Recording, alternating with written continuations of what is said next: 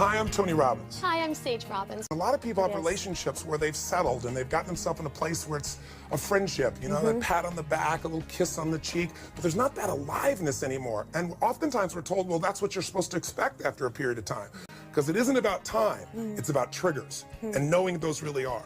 And the other thing we just want you to know is this is really about how to be happy.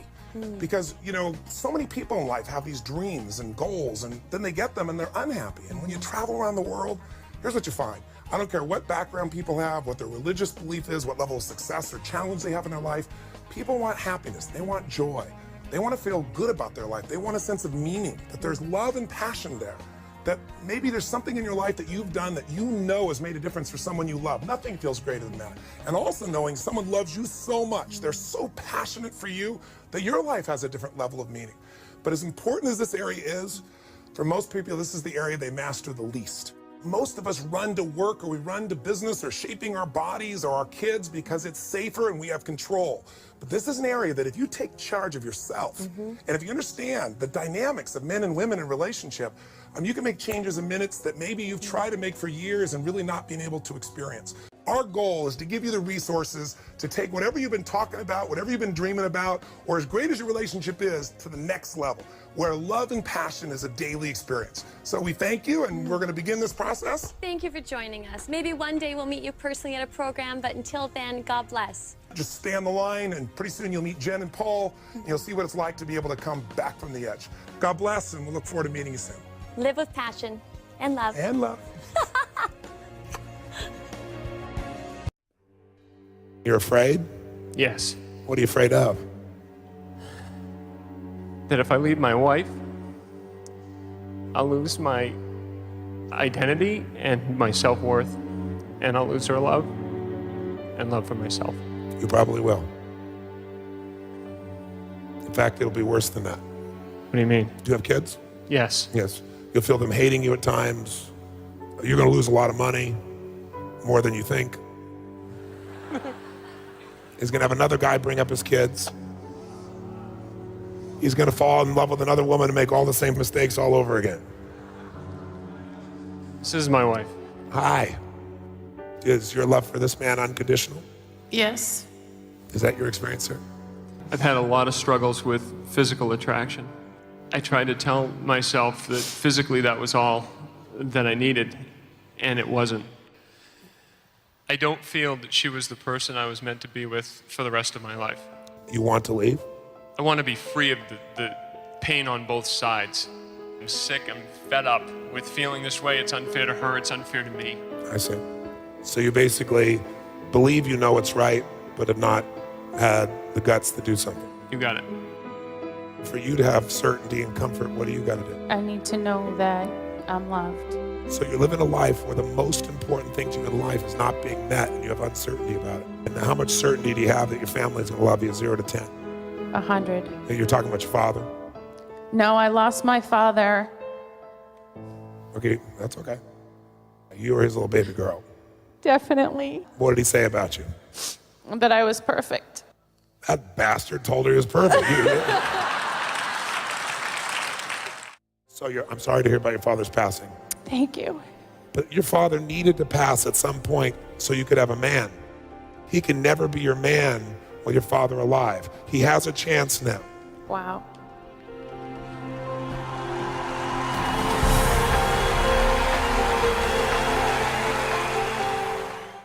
It's like I have this huge weight lifted off my shoulders that I don't have the worry that used to bog down my brain. Many people probably believe they've tried everything. And, you know, with what they're thinking at the time, they probably can't see anything else. If they love the person they're with and they know it in their heart, just try one more time, because it's so worth it. Hey, it's Tony Robbins. Listen, I'm here today to talk to the gentlemen in the group, but in case any ladies are watching today as well, here's my question for you ladies. How many of you cannot stand a man who can't make a decision? How many of you cannot stand a man who, at one point in the relationship, he's there for you, and now he doesn't feel present at all? How many can't stand a man that can't tell you the truth? And now that I've stirred up the ladies, this is really a video for men. So gentlemen, I know you know there's been women in your life who have felt in the beginning so much passion for you. And then gradually you guys seem to drift apart and you love each other, but there isn't that same aliveness, that same sensuality or sexuality or excitement together. And a lot of men think that's women that creates it. I would argue to you, gentlemen, that if you and I take responsibility and we dig underneath and we understand what the triggers are that make women turn off, then we can turn them back on, and not by some stupid technique, but by the thing that affects most women the deepest, and that is your presence. Most women are starving for a man who's present. What does present mean?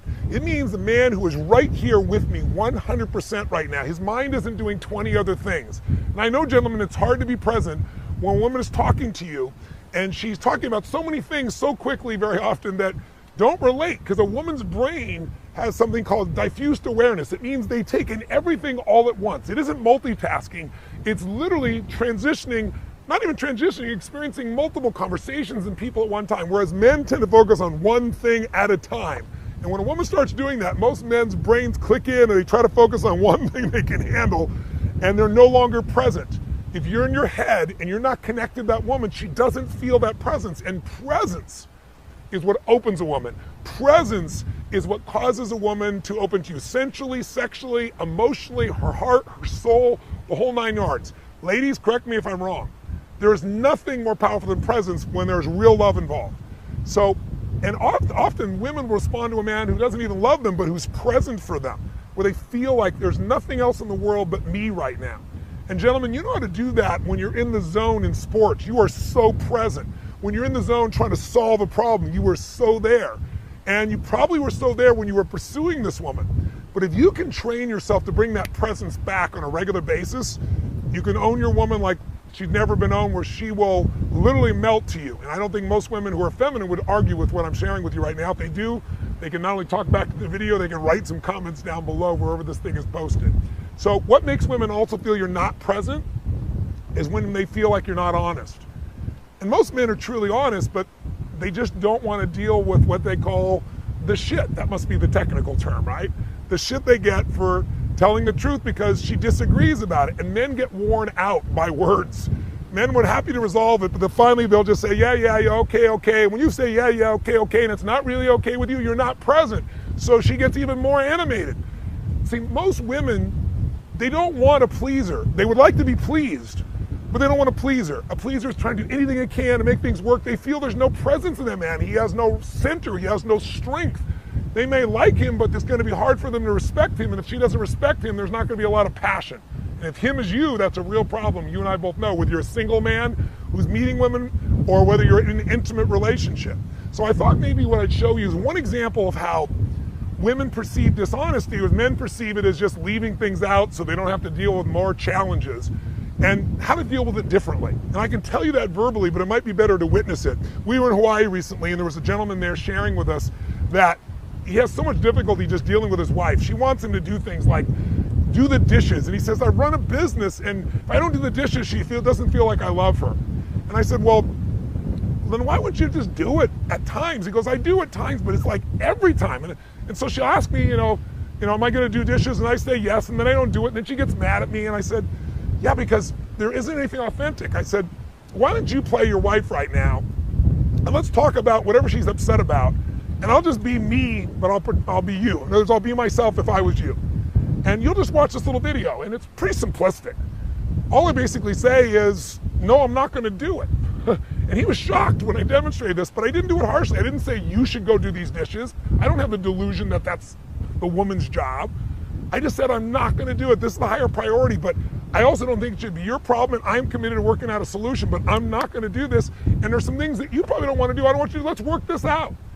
It's coming from a place of congruency.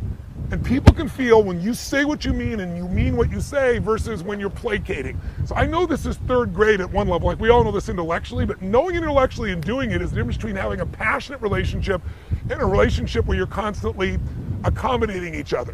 And accommodation doesn't produce passion. It might have a relationship where there's some friendship, but again, the only difference between a friendship and an intimate relationship is intimacy. And real exciting intimacy is when people feel your presence.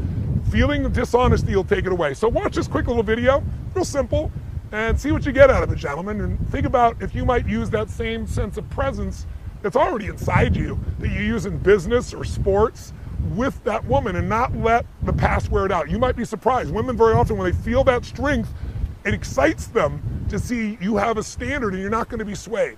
Take it out and maybe show this even to a woman in your life and see if she agrees. She might say, Tony Robbins is so full of it, that's a bunch of crap. My bet is she'll say, yeah, smack you on the shoulder. That's what I've been trying to tell you. Be present with me. And instead of saying, well, I'm sorry, I'll do better, just deliver it. Maybe this week is a time, Valentine's week, a time for you to find your own center. The way you do in business, the way you do, we have a purpose. Do that with a woman in your life, the game will change.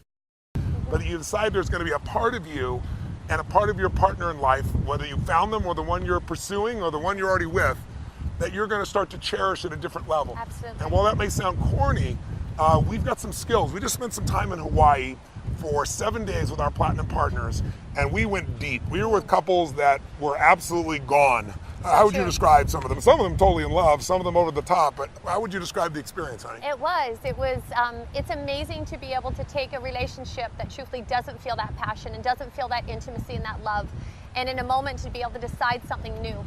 And that's what happened over and over and over again in Hawaii. And so you're going to be able to experience a taste of that. And we're just here to say that this weekend, Valentine's week, remember, it's about waking up.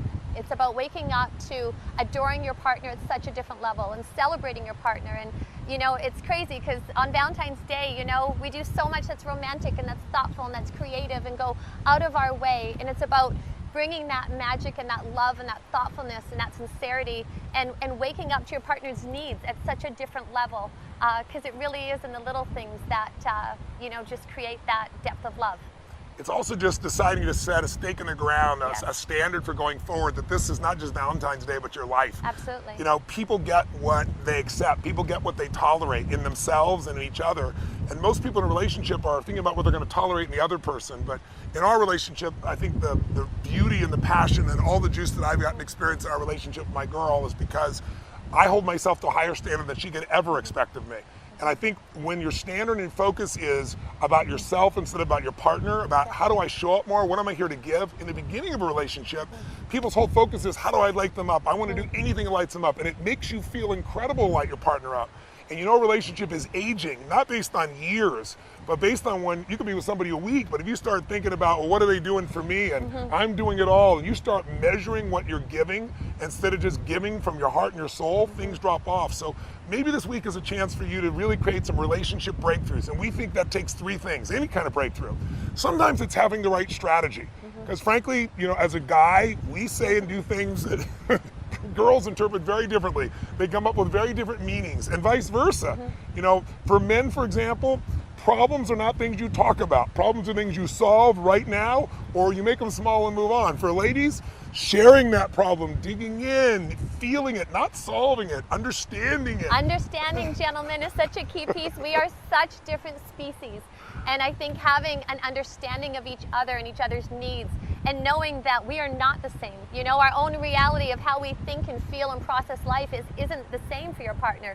So having that, not just understanding, but truthfully appreciation for how they view and experience the world is a game changer. There's so many things in our relationship, and it's like, oh my goodness, you know what?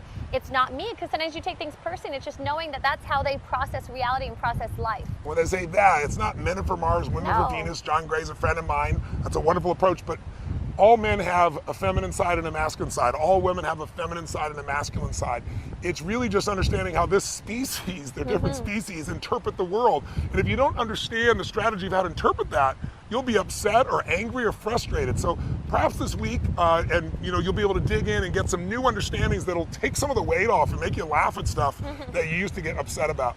It's one thing to have strategies to know how to fix things, but oftentimes you don't apply what you know because you got a story about your relationship, a story about your partner. They don't really care.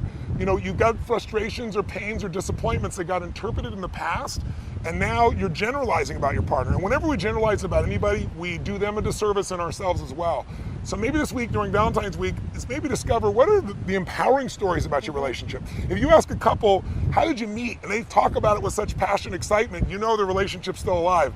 If they go, yeah, we met, this is what happened, and we bumped into each other, there's no energy for it. Even the story of how you met affects you. It does. So part of this week you might want to take a look at the stories that you tell about your partner to yourself, to your friends, to your partner. Because we start to believe our stories. And I always tell people, want to change your life, change your story. Divorce the story of how your partner's not enough, or you'll never find the partner you want if you're single, or the good ones are gone. Whatever's stopping you from getting what you want in a relationship, there's a story about it. If you can uncover it, you can get rid of it. Divorce your story and marry the truth. The truth is always something that will empower you much more. And that truth of that magnification, remembering, it's like one of the gifts that we give each other, especially actually at a time like this, like Valentine's week, is actually reliving those moments, you know, reliving the magic and appreciating the magic. And it's just, I don't know, it infuses into your life rather than looking and letting those stack